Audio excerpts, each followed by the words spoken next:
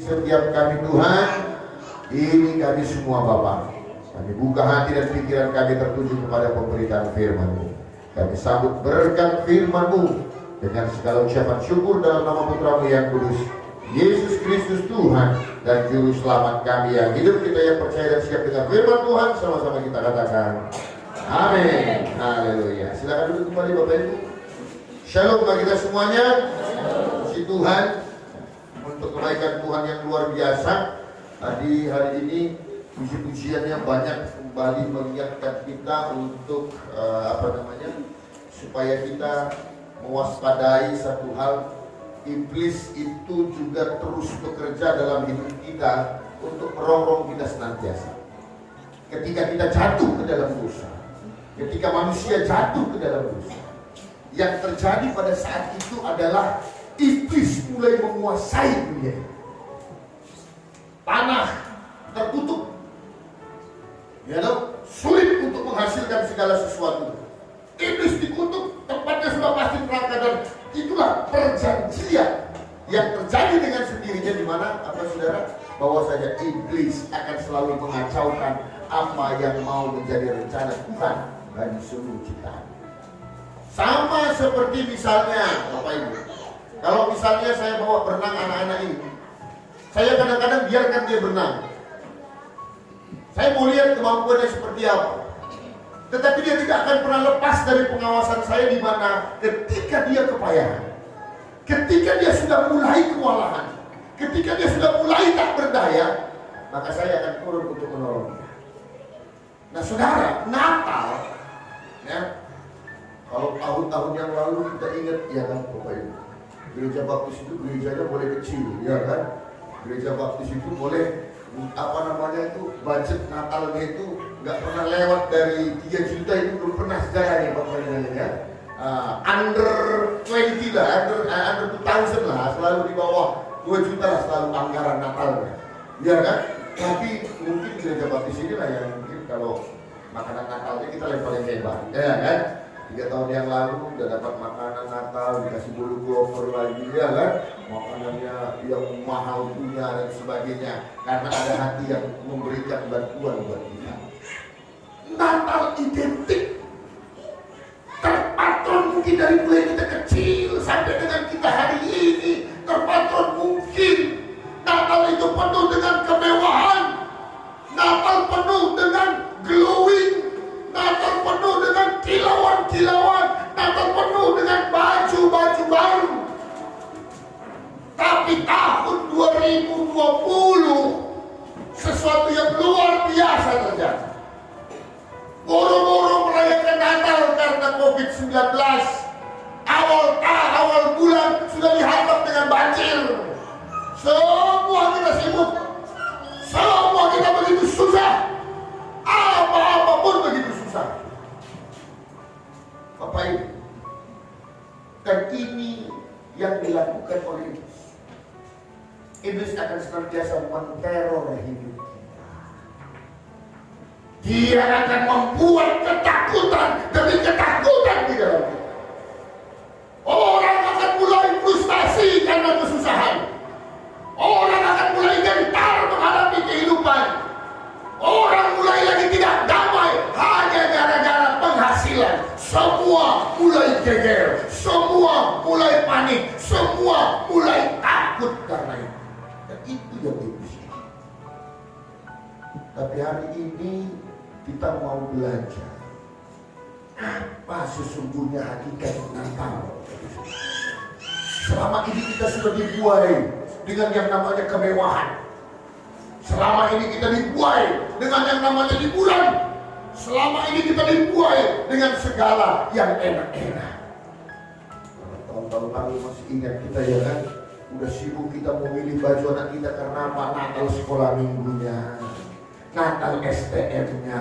Kita pun kayak gitu, udah sibuk. Tukang jahit udah penuh orderan, udah agak sombong dia kan gitu. Ya nggak bisa dah, kalau 1 bulan nggak bisa lah. Minimal 2 bulan lah begini segala macam. Itu pun DP 50% nggak mulai gitu macam lah. Tapi sekarang apa? Tukang jahit pun merana karena nggak ada orderan, ya kan? Tukang kain pun merana karena nggak ada yang beli. tukang salon apalagi nggak ada yang berpesta, nggak ada bersanggul, nggak ada apa, semua terkena imbas. Ngeri. Tapi saya percaya tidak ada yang kebetulan dalam hidup. Amin. Kalau Tuhan izinkan ini terjadi, Tuhan mau ketuk kita atau mau manggil kita supaya, hei, ini yang aku mau supaya kau mengerti. Saudara, apa sih sebenarnya makna daripada tujuan Tuhan lahir ke dunia? Saudaraku yang terkasih dalam nama Tuhan Yesus Kristus, sebelum Maria dijumpai malaikat Tuhan, Gabriel sudah menjumpai sepupunya Maria yang bernama Elizabeth dengan suaminya Zakaria. Mereka ini imam yang melayani di bait Tuhan. Dan mereka adalah orang yang mandul, gak punya anak, udah tua, udah umur, gak punya. Sampai malaikat Tuhan bilang, hei Zakaria, engkau akan mengandung. Dia akan membuka jalan di mana nanti 6 bulan kemudian juru selamat itu akan datang dan dia membuka jalan. Anakmu ini membuka jalan. Zakaria dan Elizabeth adalah mama dari Yohanes Pembaptis. Jadi Yohanes Pembaptis dengan Tuhan Yesus itu adalah sepupuan. Nah, saudaraku yang terkasih dalam nama Tuhan Yesus Kristus. Lalu kemudian malaikat Tuhan menjumpai Maria. Diberkatilah engkau dari antara semua wanita. Engkau akan mengandung juru selamat itu. Karena Tuhan yang turun ke atasmu. Dan engkau akan menamai dia Yesus. Bagaimana mungkin itu bisa terjadi? Sedangkan aku belum bersuami di atas Maria. Lalu kemudian pada ayat 37, ayat 36 dalam pasal Lukas pasal 1 dikatakan, dan sesungguhnya Elizabeth sanakmu itu, ia pun sedang mengandung seorang anak laki-laki, dan pada hari tuanya, dan inilah bulan ke-6 bagi dia yang disebut mandul itu. Ayat 37, sebab bagi Allah tidak ada yang mustahil. Coba sama-sama kita bilang, sebab bagi Allah tidak ada yang mustahil. 1, 2, 3. Sebab bagi Allah tidak ada yang mustahil. Saudara, apa maksudnya sebelum juru selamat itu lahir? Tuhan mau declare, dialah Raja yang akan mengalahkan setiap ketakutan di dalam hidup manusia. Dia mau datang, dia mau katakan, kamu tidak perlu takut. Sebab apa? Ketika aku ada, ketika aku datang, tidak ada yang mustahil, yang tidak mungkin tidak bisa terjadi dalam kehidupan. Orang mungkin berpikir kesusahan begitu besar. Elizabeth beserta dengan suaminya, sampai mati kami tidak akan punya keturunan, sampai mati kami dicap orang sebagai keluarga yang mandul. Tetapi juru selamat itu, saudara, dia menyatakan kelahirannya. Dia mau katakan, aku mau menghilangkan semua ketakutan yang ada dalam kehidupan. Mungkin saat ini kita semua gemetar. Karena apa? Menghadapi situasi yang sulit. Kita nggak tahu 2021 apa yang akan terjadi nantinya. Kita semua sudah mulai berandai-andai, yang paling mengerikan sekalipun. Tapi biarlah momen Natal ini Advent yang ketiga. Momen Natal ini Tuhan mau ingatkan buat kita semuanya, tidak ada yang mustahil bagi Tuhan. Karena itu dia lahir ke dunia bagi kita. Amin. Tidak ada yang mustahil bagi Tuhan. Mukjizatnya terjadi bahkan sebelum dia dilahirkan. Belum lahir saja sesuatu yang besar dijadikan. Saudaraku yang terkasih, yang mandul akhirnya bisa memperoleh anak. Pak Bu, iblis tujuannya menakut-nakuti kita. Iblis tujuannya membuat kita tidak fokus untuk memandang Tuhan yang kita sembah. Iblis ingin menderek kita atau menarik kita untuk teralih kepada yang lain.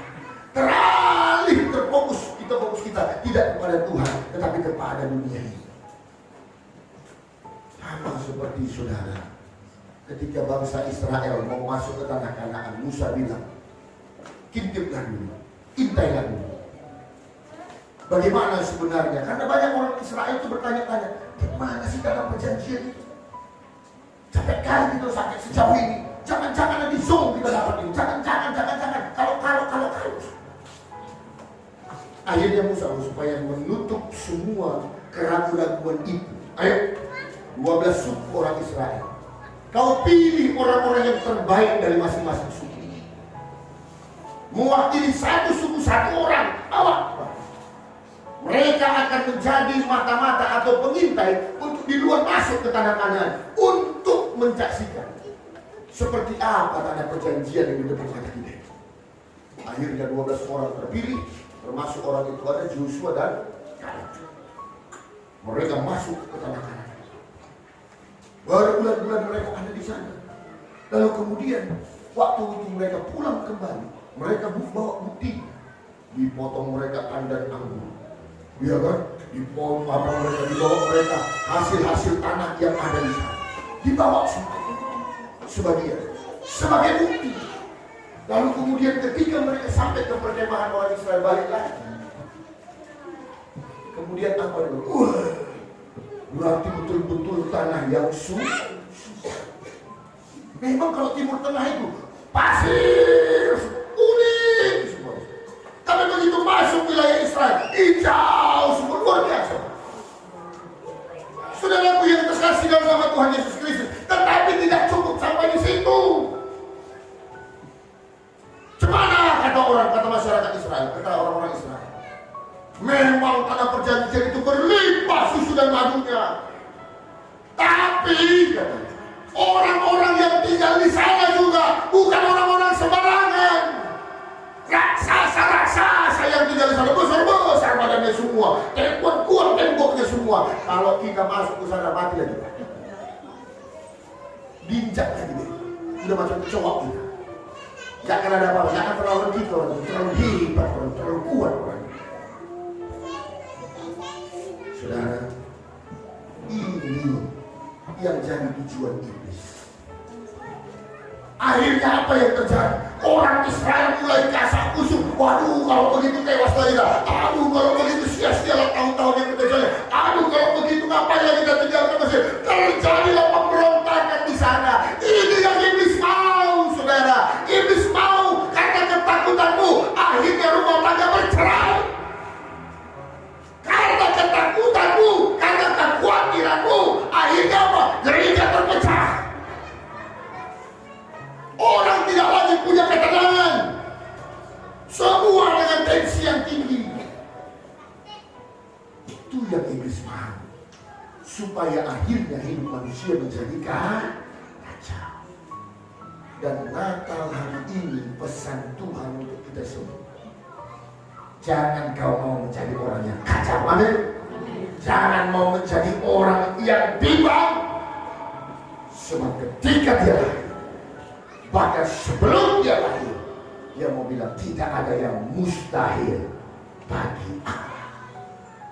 Kalau hari ini semua memprediksi, wah tahun 2021 akan menjadi tahun yang berat, akan menjadi lebih parah daripada tahun ini. Saya mau bilang jangan kita takut.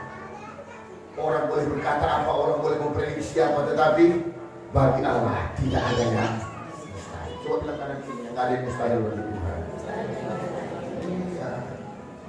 Kesusahan yang kita alami hari ini, beban berat yang kita alami hari ini, permohonan yang belum terjawab hari ini, tetaplah kau tanamkan. Bagi Allah, bagi Tuhan tidak ada yang mustahil.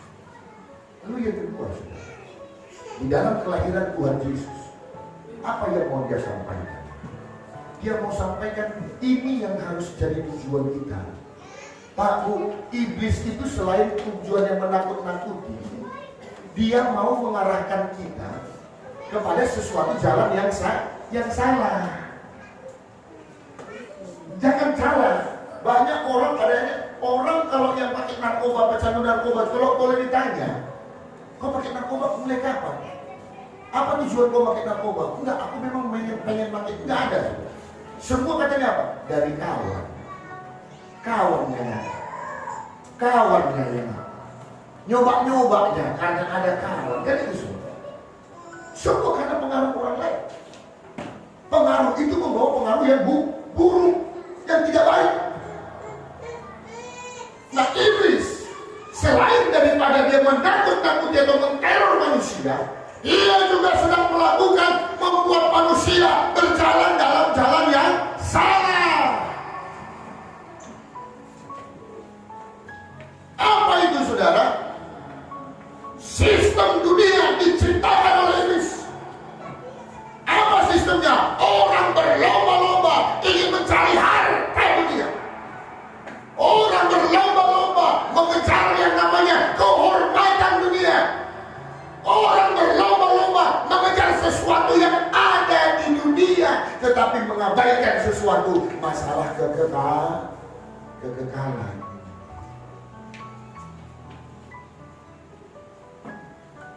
Cari uang, banting tulang, mati-matian untuk uang, mengabaikan keluarga, gak memperdulikan itu saudara, gak memperdulikan etika, bagaimana supaya dia mendapatkan lebih. Ironis juga. Bahkan ada menteri kita yang tertangkap gara-gara bantuan sosial. Lu yang mau dibantu ini masyarakat yang udah PHK, yang udah gak sanggup lagi tuh dia beli beras, yang gak sanggup lagi dia bayar listriknya, itu pun dicuri haknya. Ngeri gitu. Yang mencuri tadi bukan kekurangan, tidurnya masih gak pernah dimikirkan listriknya berapa, gak pernah ditanya sama istrinya berapa itu tagihan airnya, gak pernah ditanya sama istrinya apa yang kau mau, gak, karena semua terpenuhi, tapi yang diambilnya orang yang tidak punya apa-apa. Kenapa bisa terjadi? Karena cara berpikir yang sudah disesatkan oleh pola pikir dunia, dan itu yang menjadi tujuan iblis. Lumba-lumba orang supaya jadi orang kaya, ya kan? Lumba-lumba orang supaya punya semuanya, berlumba-lumba orang supaya to be number one, sehingga mengorbankan segala sesuatunya. Dan Tuhan mau meluruskan hal itu. Nah, bagiku hartamu gak penting. Bagiku nama baikmu tidak penting. Bagiku kemewahanmu tidak ada apa-apanya. Itu sebabnya dia pilih hanya perempuan biasa, laki-laki biasa, untuk saluran juru selamat itu lahir, Bapak Ibu. Ia nggak pilih Herodes yang jadi raja saat itu. Des, aku pakailah rahim istrimu ya untuk lahir juru selamat, karena kau orang nomor satu di dunia ini. Tidak. Tuhan mau bilang, pola pikir iblis itu salah. Yang kau cari bukan sesuatu di dunia ini. Yang harus kita kejar adalah kebaikan dari hati kita, ketulusan dari hati kita, kerendahan sebagai umat pilihan Tuhan. Itu yang Tuhan cari. Jangan terjebak, saudara. Kita terjebak oleh permainan dunia ini. Seolah-olah kalau orang karo bilang lip maka bahagia, katanya. Orang Batak saya nggak tahu apa istilahnya. Ada maka berharga, katanya. Ya kan? Nah, kalau misalnya kela kita contohnya, kela kita misalnya yang satu kerjanya dokter, yang satu kelanya dosen, yang satu wakil bupati contohnya, yang satu pendeta misalnya. Kalau nyambut pas datang dokter tadi, kelau. Di pesta pun kan gitu. Waktu di PDS dulu saya begitu. Kalau biasanya pakai mobil saya yang bagusan dikit gitu kan, hotel yang didatangi siapa? Satpam yang menyediain parkirnya sama. Waktu saya pergi Innova, ketua Wah, depan gua biasa. Biasa.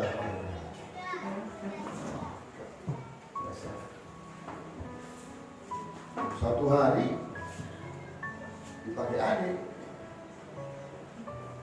sehingga saya harus pakai mobil Kijang Grand Express 96.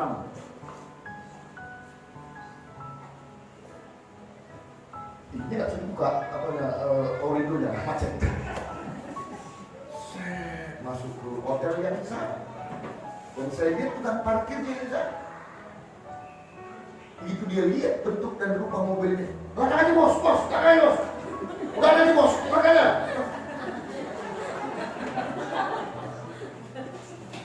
Bukan kali ini ya. Itu sebabnya akhirnya membatin orang, aku tidak akan mau jadi orang susah, aku akan lakukan apapun untuk jadi orang sukses. Ya kan dulu? Akhirnya orang tak perlu memperdulikan lagi waktu, tidak memperdulikan lagi apa-apa, yang penting bagaimana aku bisa jadi orang kaya. Karena orang kaya itu dihormati, karena orang berpunya itu aku dianggap. Makanya ibu-ibu begitu selektif dalam mencari calon heran. Kalau misalnya nanti yang datangi si Kimli, mahasiswa STC Apisan udah pasti mungkin takutnya. Tapi kalau misalnya datang PNS, MK Pinjin, polisi, semua dikeluarkan. Karena pandangan orang, pandangan dunia begitu. Tapi ini dengar ini baik, kita suka. Juru selamat itu datang mencungkil balikan tatanan dunia.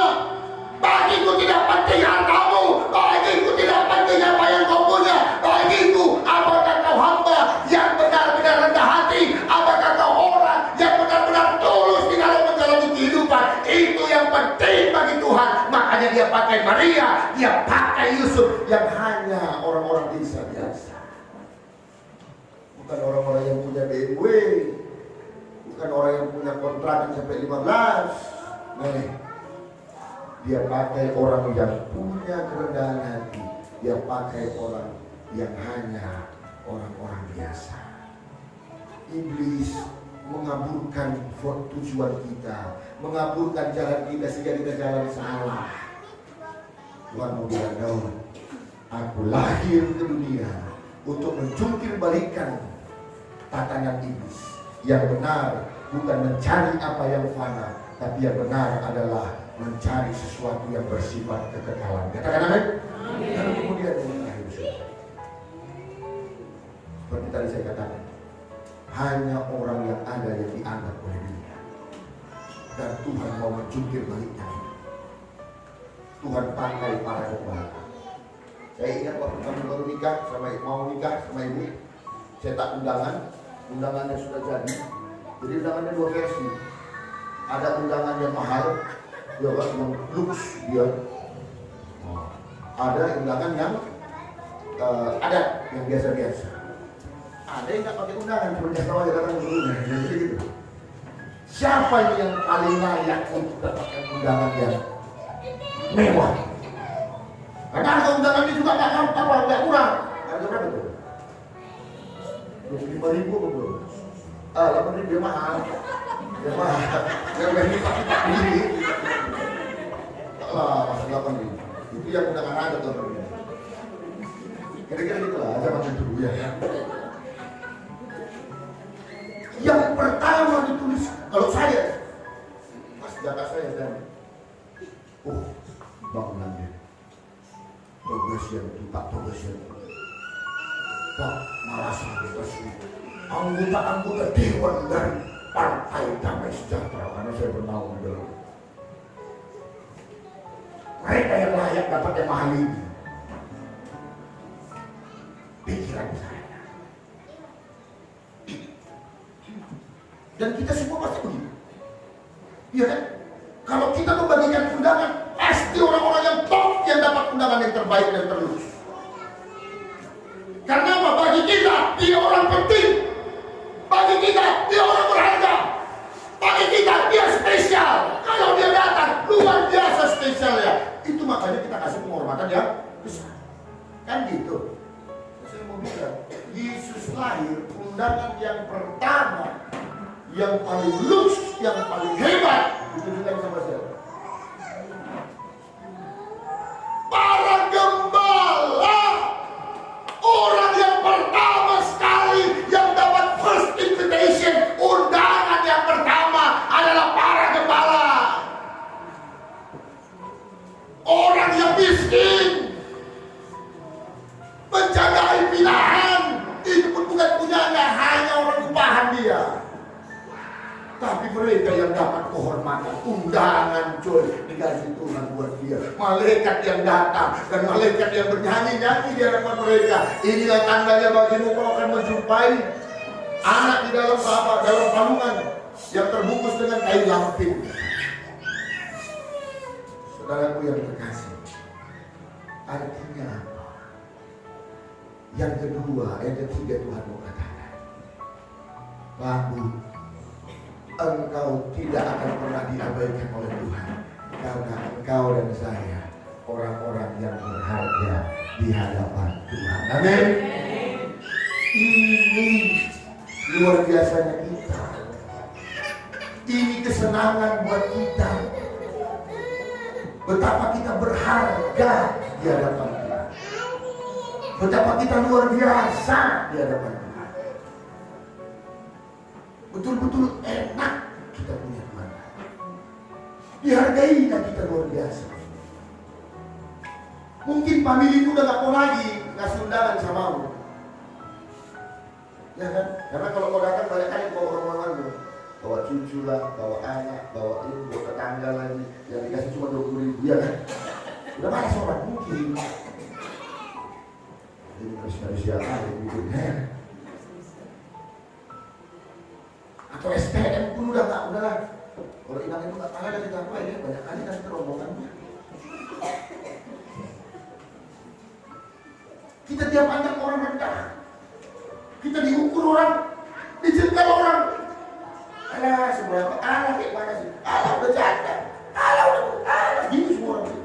Tapi saya mau bilang luar biasa Tuhan kita, dia mau katakan, engkau boleh dipandang hina, tapi aku menghargaimu. Engkau boleh lemah di dunia, tapi aku tetap menghargaimu. Engkau yang menerima setiap undanganku, engkau yang menerima setiap kebaikanku.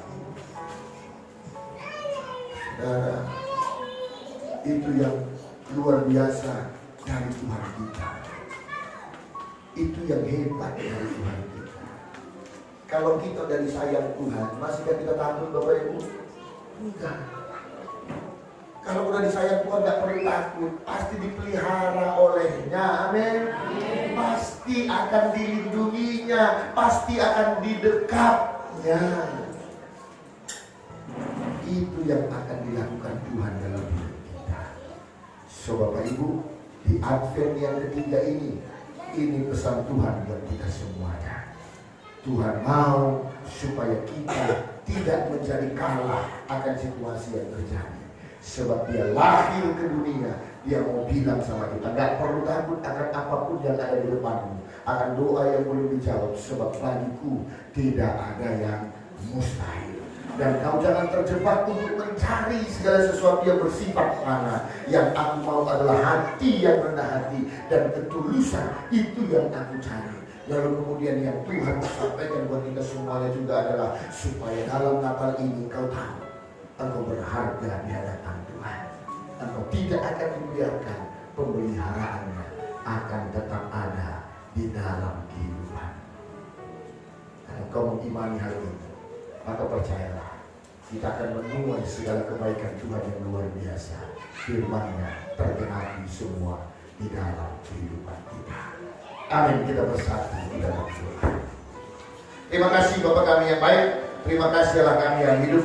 Kami bersyukur Tuhan hari ini kebenaran firman-Mu sudah boleh kami dengarkan. Terpuji nama-Mu oleh sebab kebaikan dan kemurahan-Mu yang kembali mengingatkan kami betapa luar biasanya kelahiran-Mu di tengah-tengah dunia ya Tuhan. Membuat kami kembali mengimani tidak ada yang mustahil bagi Tuhan yang kami sembah.